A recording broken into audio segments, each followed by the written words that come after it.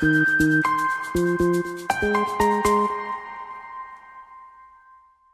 entitlement and expectations? Oh, we're good to go. Oh, we're good. Look at that. We James says we're good to go. Well, right now, segment one, James is going to roll it out for us. We're going to start talking about entitlement and expectations. I'm making a key point right now that we have a camera right there. Yeah, we do.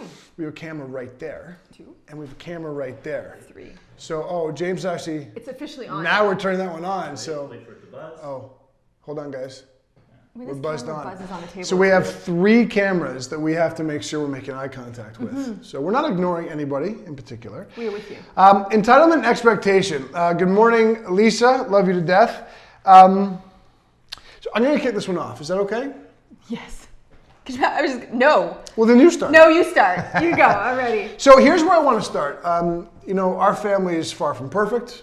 I don't think anything is perfect. I think anybody that says their lives, their family is perfect is living in a very delusional realm that we refer to as positive patty. It's almost like, look, let's all be real. Let's be authentic. Let's be vulnerable. And know that not everything is exactly the way we want it to be, but perspective always reigns supreme. Having said that, do we have challenges with our kids like every other parental unit on the planet? Of course we do. But we mitigate that. We don't have extensive problems with our kids. We don't have problems that go on for days and weeks at a time.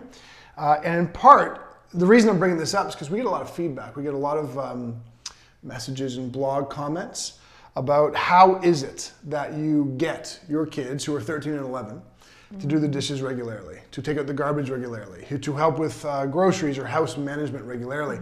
And our answer is we don't get them to do anything. We don't have consequences if they don't get involved. We don't state or articulate the punishments they're going to receive if they fight us on it. We don't even cajole. I mean, we don't bribe. Yeah. Our kids don't get allowance. Right. I know that's kind of weird in this day and age. We don't pay our kids monetary allotments for doing household chores that are just part of the fabric of what we think every child should do. But what we do have is expectations. Okay, so let's talk about expectations for a second from a parental standpoint, but also how does this apply to you as an entrepreneur? You in a relationship with a spouse, right? Or you in so many aspects of your life. The greatest expectation we levy in our lives as it relates to our kids and their elevation of doing things and being responsible for things is the greatest expectation is the ones we have for ourselves. And our kids see that. Our kids see the expectations we place on ourselves. And it's almost like osmotically or environmentally, they then strive to have more expectation of themselves. It's not like we have to warn or punish or state consequences for lack of participation in household management. We don't have to bribe with allowances or anything else. We simply place expectations on the reality of what we expect of ourselves. We articulate those expectations to our kids in terms of what we expect of them. And then the unity of them seeing us fulfill the expectations we have of ourselves, it becomes their ethos. It becomes what they see, what they feel. Kids remember half of what they hear, but all of what they see and feel. And so when you place expectations on yourself, your kids naturally align to that. And that is a massive factor in the whole entitlement versus expectation realm. You take it now. I changed my mind 5 times as you were talking about what I wanted to say. Like that's what happens. And my cue card is irrelevant right now with my notes. It's actually really interesting that we're talking about this morning because just this morning I addressed this topic with one of our current mentor students who was experiencing exactly this with regards to one of their children, where their child was essentially misbehaving, for a lack of better words. And the mom was working really hard to not be reactive to it and lash out and scream and yell and kind of get frustrated by it. And the first exactly what I said to her was that you have to understand where your child's coming from because this child in particular is going through a little bit right now. But that should never replace the expectations that you have on the child, because the second we replace the expectation with an excuse, we are now putting ourselves in the position where we're lining up for entitlement. Right? So that's the first thing I want to say. But in the end, like you said, it really does come back to expectations for yourself. Because in order to instill expectations on my children or anybody who's in my world, I have to know what I expect for myself insofar as how I want to be treated, right? So, our kids, in our house, we have what we call the house 3, which is our 3 expectations, I would say. And it's, you work hard, you always tell the truth, and the third one, be respectful. Yeah. Be respectful.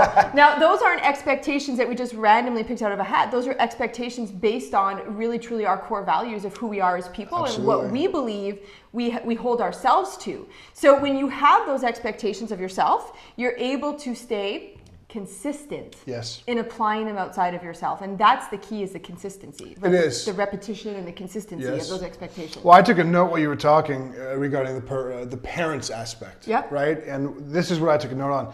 How well do you respond when someone's yelling at you?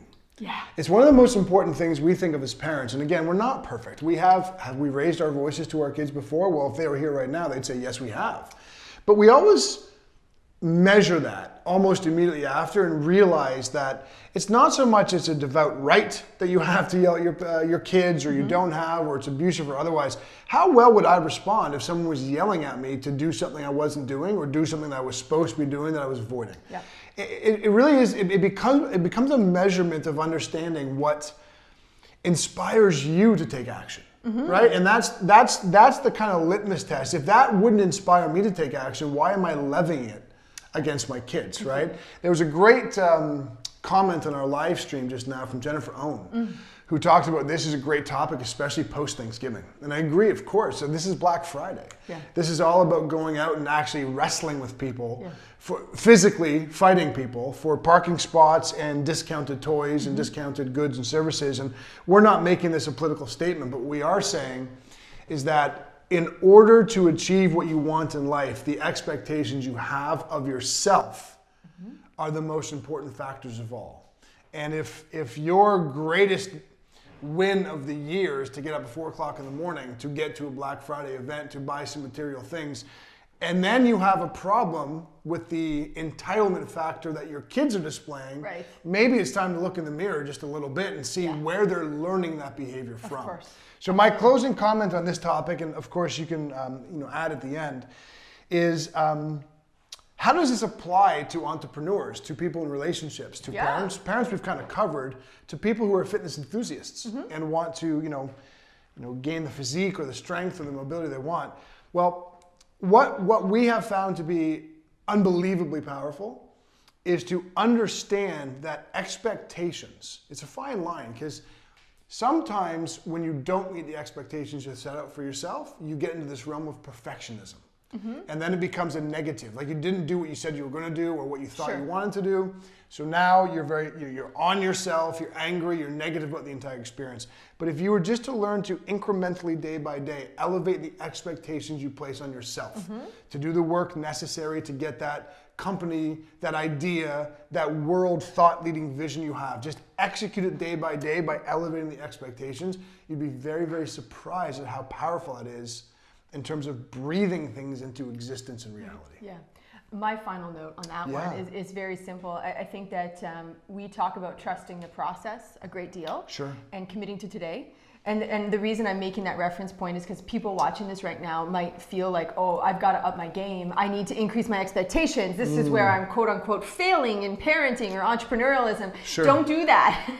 Don't think that way, right? That's right. Understand it's a process to get to where you want to be. And really, truly just start bit by bit, incrementally, like day by day. The Kaizen philosophy, every day get a little better. Every day raise the bar for yourself just a little bit. If you do that every day, 1%, at the end of a year, you are 365% better than you were at the start of the year. It's just that simple. So, you guys, if you're watching live with us, give us some...